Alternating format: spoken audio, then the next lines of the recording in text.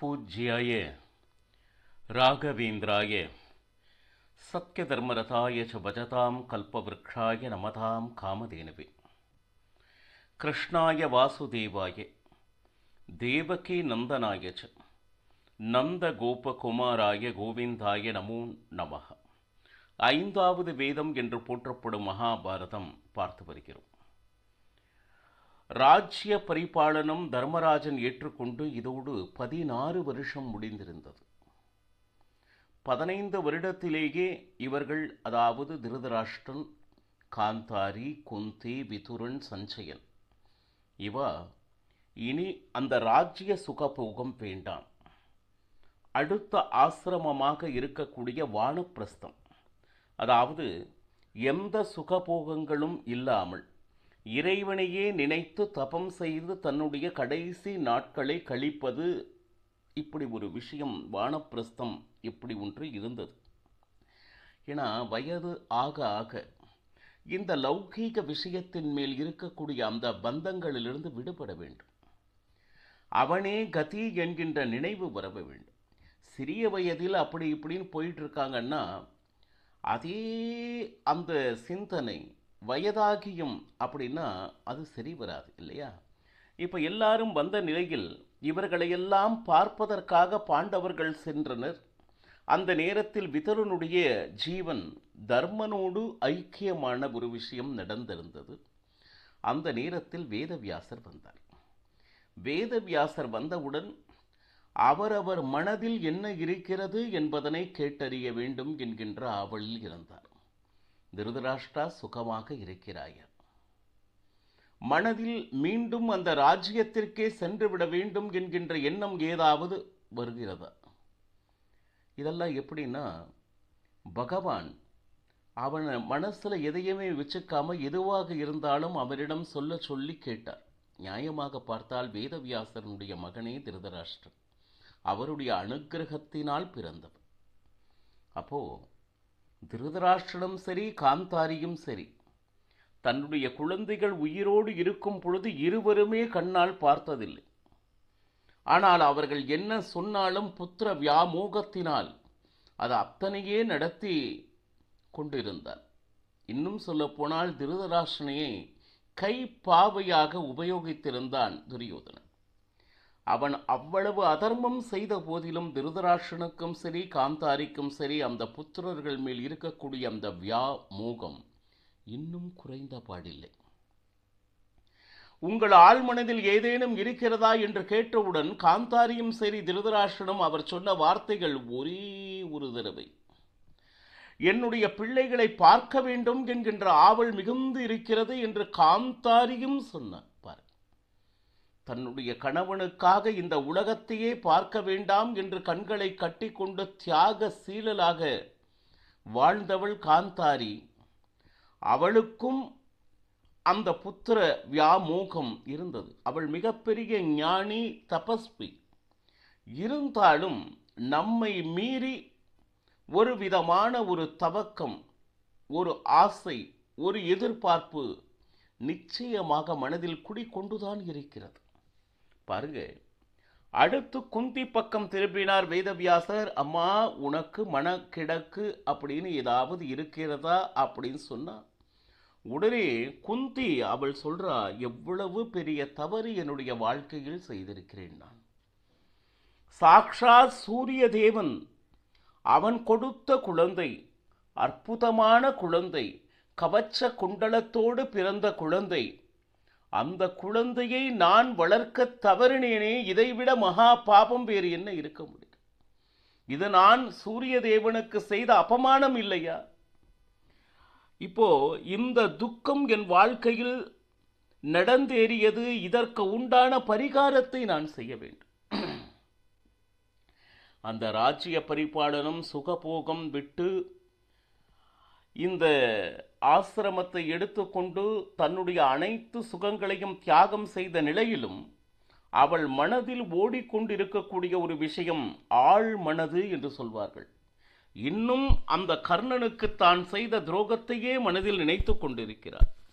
இன்னும் சொல்லப்போனால் இறந்தவர்களை நினைத்து அத்தனை பேரும் துக்கப்பட்டு கொண்டிருக்கிறார்கள். திருதராஷ்டிரன், காந்தாரி, குந்தி வரை அனைவருடைய பிரார்த்தனையும் என்னவாக இருந்தது என்றால், என்னுடைய குழந்தைகளை நாங்கள் ஒரு முறையாவது பார்க்க வேண்டும். அத்தனை பேரும் மகாபாரதத்தில் இறந்தார்கள் என்பதை அறிந்தும் அவர்கள் மனம் என்னமோ ஒரு தடவை பார்த்து விட வேண்டும் என்கின்ற எண்ணம் இவர்கள் அனைவருக்குள்ளும் இருக்கிறது.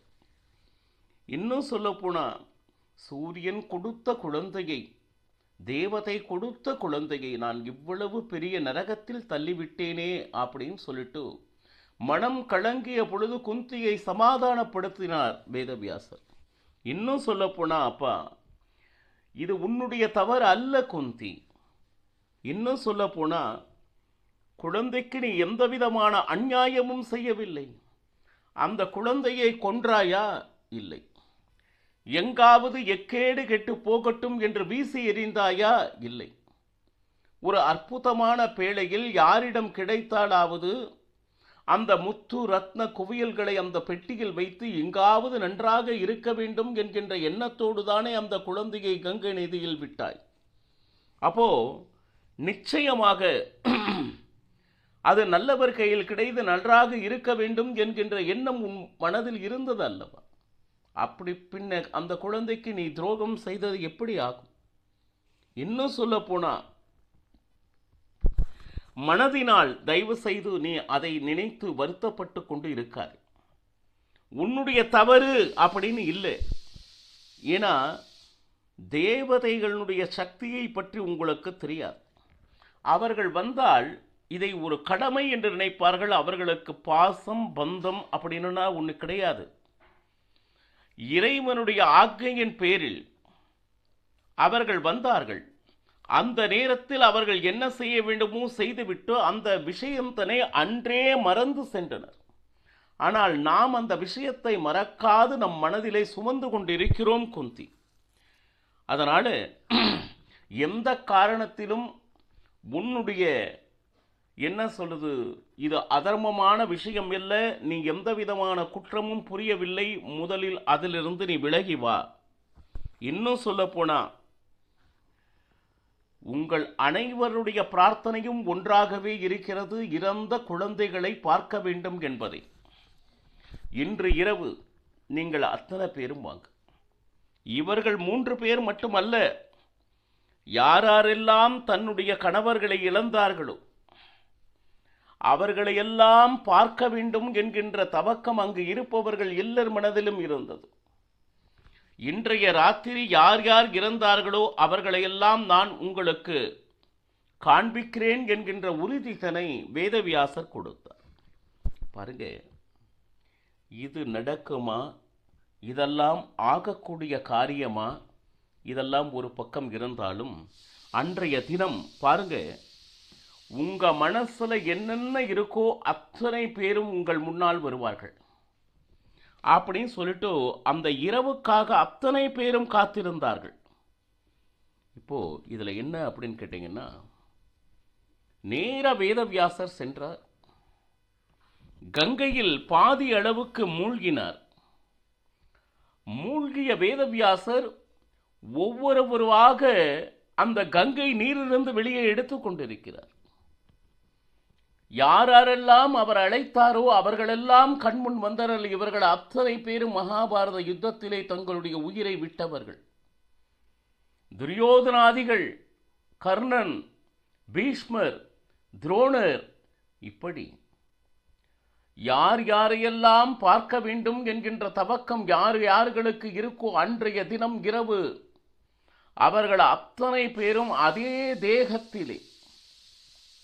வேதவியாசர் பாருங்க, இந்த பர்வத்துக்கு பேரே புத்திர தர்ஷன பர்வம் அப்படின்னு வச்சாங்க. அத்தனை பேருக்கும் அவ்வளவு சந்தோஷம். திருதராஷ்டிரனுக்கும் காந்தாரிக்கும் பார்வைதனை கொடுத்தார் வேதவியாசர்.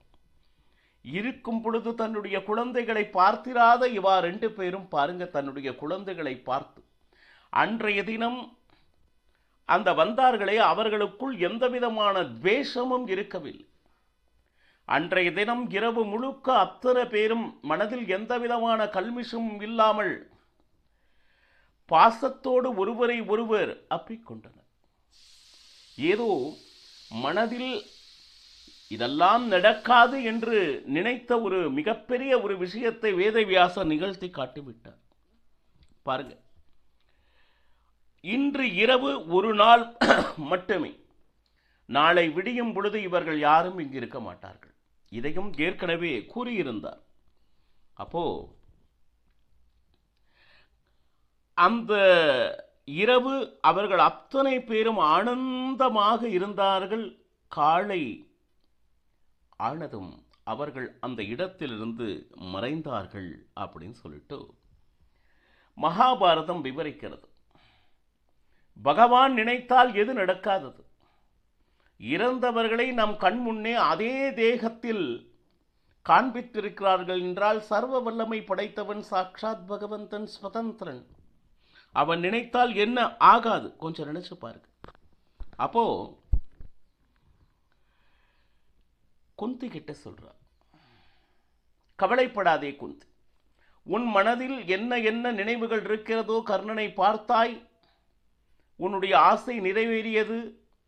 நீ இந்த சுகபோகங்களை விடுத்து எப்படி இந்த ஸ்தானத்தில் இருந்து கொண்டே தபம் செய்து உன்னுடைய கணவனுடைய லோகத்தை நீ அடைவாய் என்கின்ற ஆசீர்வாதத்தையும் வேதவியாசர், அதாவது பதிய லோகம், கணவன் எங்கு இருக்கிறானோ அந்த லோகத்தில் நீ சேர்வாய் அப்படின்னு சொல்லிட்டு.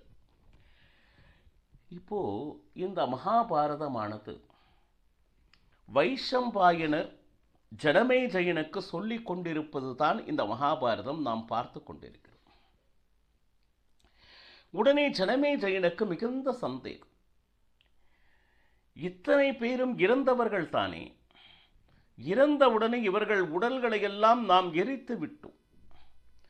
எரித்த உடல்கள் அப்படியே எப்படி ஒரு நாள் இரவினிலே இவர்கள் அத்தனை பேருக்கும் காட்சி கொடுத்தார்கள்? இது நம்பும்படியாகவா இருக்கிறது என்ற கேள்வியை ஜனமேஜயன் இந்த மகாபாரதத்தை கூறிக்கொண்டிருக்கக்கூடிய இது வைஷம்பாயனரிடம் கேட்டார்.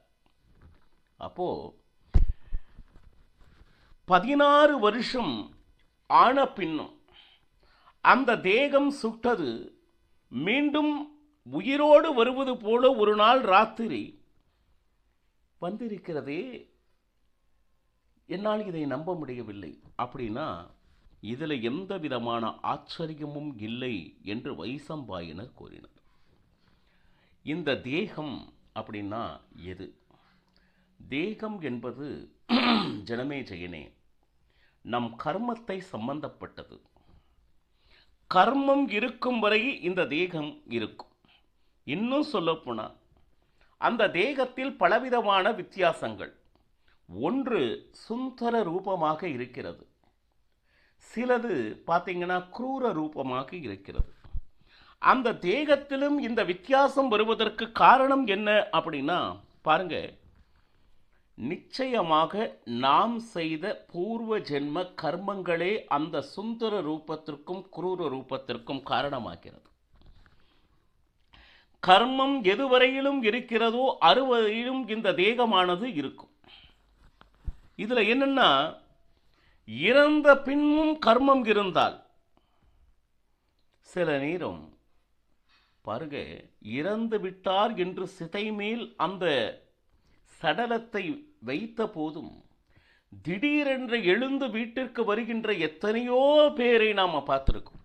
ஏன்னா கர்மம் முடியவில்லை, இன்னும் அனுபவிக்க வேண்டியது இருக்கிறது. அந்த சிதைக்கு நெருப்பு வைத்த பின்னாலும் கூட அந்த சிதையிலிருந்து ஐயோ சுடுகிறதே என்று அவன் எழுந்து நின்று வீட்டிற்கு வந்த எத்தனையோ கதைகள் இருக்கிறது. ஏன் கேட்டீங்கன்னா, அவன் அந்த ஜென்மத்தில் அனுபவிக்க வேண்டிய கர்மம் இன்னும் முடிவடையவில்லை. அப்ப என்னாச்சு? இறந்த உடனே அவன் மீண்டும் அடுத்த ஜென்மத்தில் பிறக்கும் நிலையும் சிலருக்கு ஏற்படுகிறது. பாருங்க, ஒரு விபத்து நடக்கிறது. அந்த விபத்தில் ஒருவன் இறக்கிறான். அதே சமயத்தில் அருகில் இருக்கக்கூடிய ஒரு ஆஸ்பத்திரியில் ஒரு குழந்தை பிறக்கிறது. இங்கு அந்த ஜீவனை இழந்தவன், தேகத்தை இழந்தவன் அங்கு குழந்தையாக பிறக்கிறார். இதுவும் நடக்கிறது. உடனடியாக எந்தவிதமான அனுபவிக்க வேண்டிய ஒரு விஷயமும் இல்லை என்கின்ற சிலருக்கு இருக்கும் பொழுது உடனடியாக இன்னொரு பிறவி கிடைத்து விடுகிறது அப்படின்னு சில விஷயங்கள் நடக்கின்றது. இன்னும் சொல்ல போனா அந்த மாதிரி இருப்பவர்களுக்கு போன ஜென்மத்தில் என்ன என்ன நடந்ததோ அது அனைத்து நினைவுகளும் கூட அந்த குழந்தைக்கு இருக்கிறது என்று மகாபாரதம் கூறுகிறது. ஏன்னா நம்மளுடைய தேகமானது பஞ்சபூதங்களினுடைய கலவையாக இருக்கிறது.